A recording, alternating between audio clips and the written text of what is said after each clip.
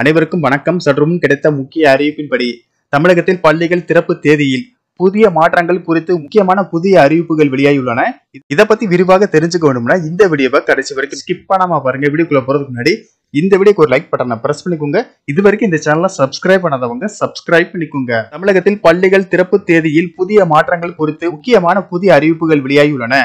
தமிழகத்தில் ஆண்டுதோறும் வழக்கமாக ஜூன் 1ஆம் தேதி புதிய கல்வியாண்டை ஒட்டி பள்ளிகள் திறக்கப்படும். ஆனால் இந்த ஆண்டு மக்களவை தேர்தல் காரணமாக அனைத்து வகுப்புகளுக்கும் தேர்வுகள் முன்கூட்டியே நடத்தப்பட்டு ஏப்ரல் 24ஆம் தேதி முதல் விடுமுறை அளிக்கப்பட்டது. இந்த ஆண்டு மக்களவை தேர்தல் வாக்கு எண்ணிக்கை காரணமாகவும் ஜூன் 6ஆம் தேதி பள்ளிகள் திறக்கப்படும் என அறிவிக்கப்பட்டது. இந்த நிலையில் கடந்த 2 மாதங்களாக தமிழகத்தில் கோடை வெப்பம் அதிகரித்து வந்ததால் பள்ளிகள் திறப்பை ஒத்திவைக்க வேண்டுமென பல்வேறு தரப்பினர் கோரிக்கை வைத்தனர். இதனை கருத்தில் கொண்டு பள்ளிகள் திறப்பை ஜூன் 6ஆம் தேதிக்கு பதிலாக ஜூன் 10ஆம் தேதி திறக்கப்படும் என பள்ளி கல்வித்துறை அறிவித்தது. இந்த நிலையில் தற்போது தமிழகத்தில் பல மாவட்டங்களில் கோடை வெப்பம் அதிகரித்து வருகிறது. மேலும் சில மாவட்டங்களில் கனமழை பெய்து வருகிறது.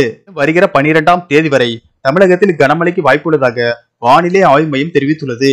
தமிழகத்தில் ஒரு சில பகுதிகளில் கடும் வெப்பநிலை நிலவி வரும் நிலையில் ஒரு சில மாவட்டங்களில் கனமழை பெய்து வருவதால் இதன் காரணமாக பள்ளிகள் திறப்பை ஜூன் 10ஆம் தேதிக்கு பதிலாக மேலும் ஒரு வாரம் நீட்டித்து ஜூன் 18ஆம் தேதி முதல் திறக்க வேண்டும் என பல்வேறு தரப்பினர் கோரிக்கை வைத்து வருகின்றனர்.